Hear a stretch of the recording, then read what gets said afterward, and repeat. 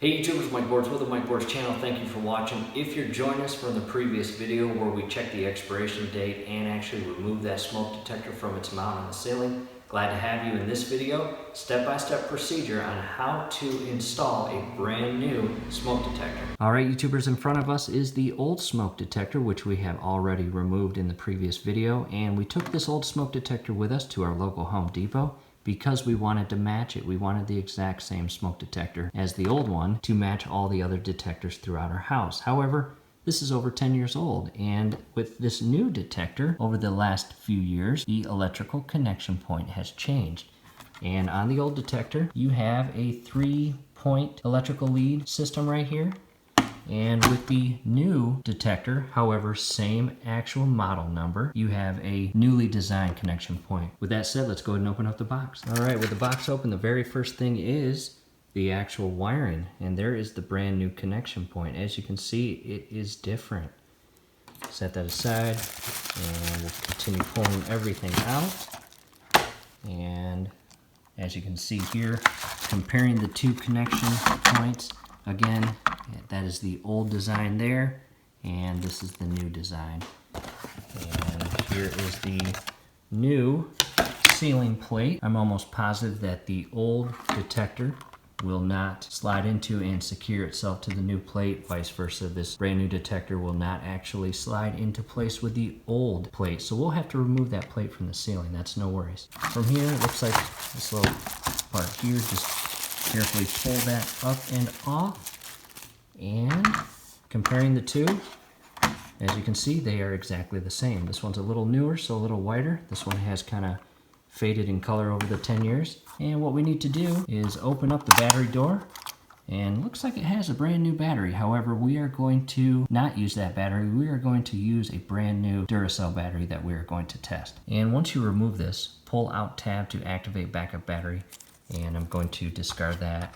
Carefully remove the battery again. We're not going to use that battery. We are going to use a brand new Duracell battery. Let's go ahead and test it. Before putting the new battery in, again, test it. I've got a voltmeter. It's off now. I'm going to turn it to 9 volt. And make sure it's zeroed out. Your positive and negative leads are plugged in. And you've got 2 connection points, one negative, one positive. If you don't know which one it is, come to the side. It will tell you which one the positive is. In this case, it's the smaller circle. Red is positive, black is negative.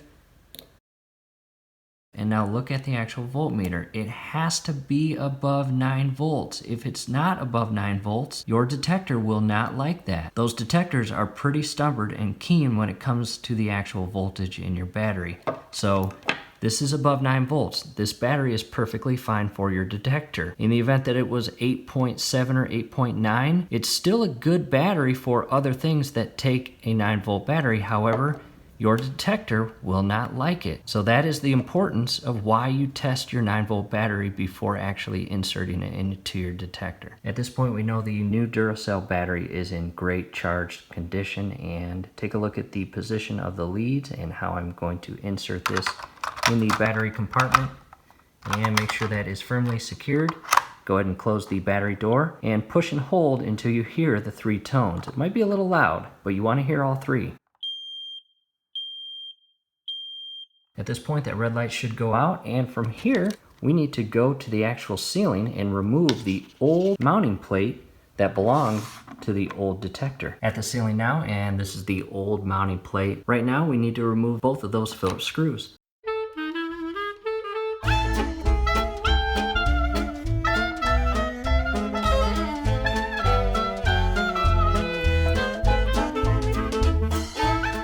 Now that both of the Phillips screws are removed, this is kind of a tricky part depending on how many times this has been painted over the years and or how many years this actual mounting plate has been secured to the ceiling. So just be very careful as you pull this away from the ceiling. The last thing you want to do is pull this away from the ceiling and have some paint connected to the actual mounting plate and begin pulling paint off the ceiling. So again, just be very careful, get a good feel for it, and it should just carefully fall right off, as you can see.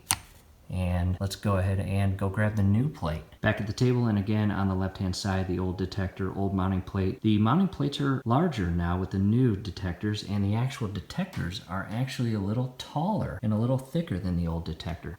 And from here, let's head back to the ceiling and install this. Back at the ceiling, and what I did was actually hand tightened the screws back into the holes. And with your old plate, you may not actually have to remove those fully like we did. However, here's what we can do. Match up the actual holes with the Phillips screws, as you can see here, and make sure your electrical connection point comes through the center, and just shift it in place, and the actual screws will rest in the actual screw slots. From here, grab your Phillips screwdriver and secure these Phillips screws.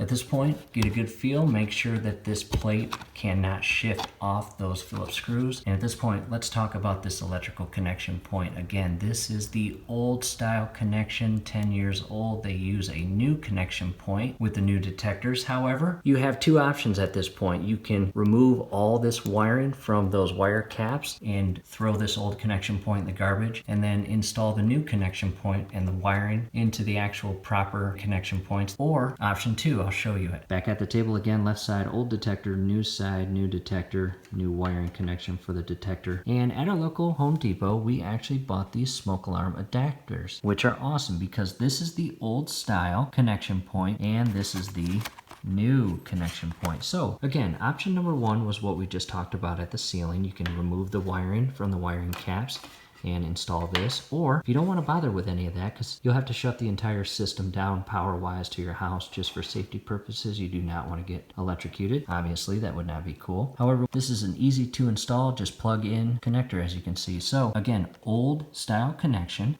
as you can see with the old detector here, that is basically going to connect itself to the ceiling as if it was the detector, and then it's going to feed to the new connection point, which will connect to the new detector. At this point, I have removed an adapter, and as you can see, it's the exact same power leads that stick out. Back at the ceiling, old style connection point, and as you can see, the two inserts on the left-hand side close together, the two power leads close together on the adapter.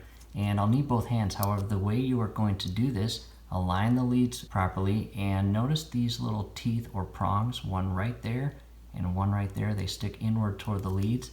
Come down right here, and you're going to have to pinch the lower portion of this adapter. And once you pinch it on the bottom side, you will notice the top side or the top portion of the prongs will shift outward and allow you to actually shift this old connection point in place, and then you can release these bottom portions of this plastic here and it will secure and lock itself together. All right, YouTubers, again, I needed both hands to do that, and that is what it looks like. See the upper teeth lock this connection point in place, and I will tell you, YouTubers, it does not get any more secure than that. That is locked in place. From here, let's go grab the detector and plug this portion in. Here comes the new detector, and again, align the leads with the connection point, and I'll set this aside. And same procedure up top will follow down below. Pinch these two prongs inward together, and you can shift this connection point into place on that actual detector. Now, in the event that you actually connect your detector and all of your smoke alarms throughout your house start beeping, go ahead and disconnect your detector. I'll show you what to do from there. All right, back at the table, and again,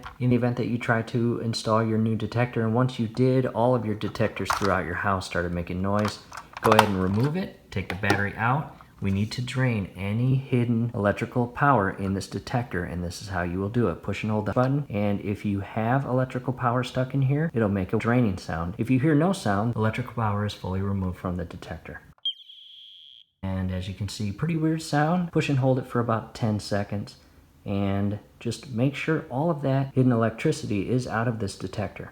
From here, battery back in, and back to the ceiling. All right, YouTubers, making progress. The connection point is secured. Make sure it is flush with the detector. I apologize. Again, needed both hands. And from here, carefully maneuver this connection point and wiring back up into the hole. And see these little grooves here, little prongs or teeth sticking out? We have to loop those in these little grooves here and shift them clockwise until they lock in place.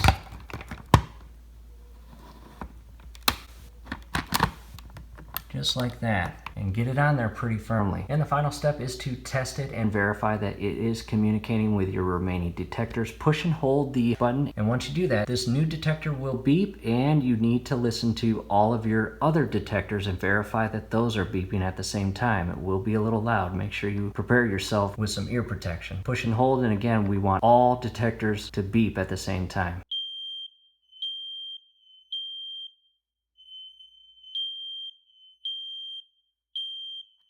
All right, as you possibly heard, however, I heard it perfectly standing here pushing this beeped, and I could hear our remaining detectors throughout our house beep as well. And that means our new detector is communicating to all of our other detectors through the hard wiring, and that's exactly what we want. And after that test, the final configuration will be a green steady light and then a temporary blink of red, and then it will go back to green,